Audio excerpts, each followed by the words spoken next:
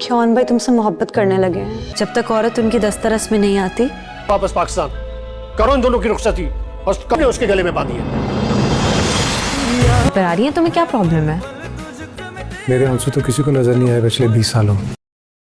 रिमला के एक्सीडेंट के बाद पूरे घर का माहौल तनाव से भर जाता है। शम्सा गुस्से में रिमला पर बरस पड़ती है और कहती है कि उसने पूरे खानदान की इज्जत मिट्टी में मिला दी है।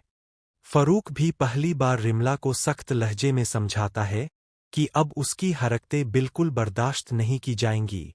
रिमला चुप रहती है, लेकिन उसके चेहरे से साफ पता चलता है कि वह अभी भी अपने इरादे नहीं बदलेगी। दूसरी तरफ बीजान शम्सा को उसके पुराने रवैये की याद दिलाती है और कहती है कि आज वही सब तुम्हारे अपने घर में हो रहा है जो तुम आयला के साथ करती थीं।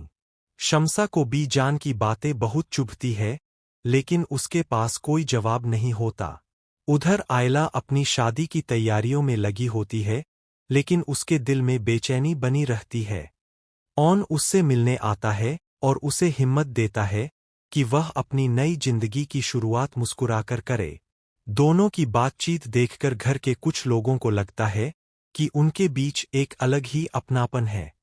इधर रिमला अपने कमरे में बैठकर किसी को फोन करती है और कहती है कि अभी खेल खत्म नहीं हुआ है। मेरे पास ऐसा राज है जो सबकी जिंदगी बदल देगा।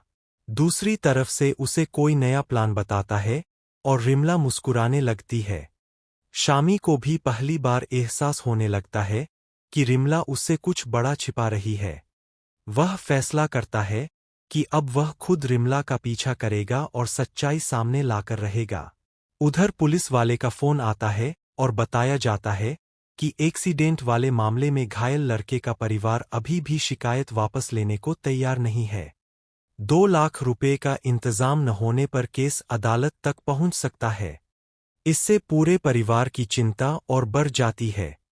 एपिसोड के आखिर में रिमला अकेले खड़ी कहती है कि अब मेरी बारी है और इस बार मैं किसी को नहीं छोड़ूंगी।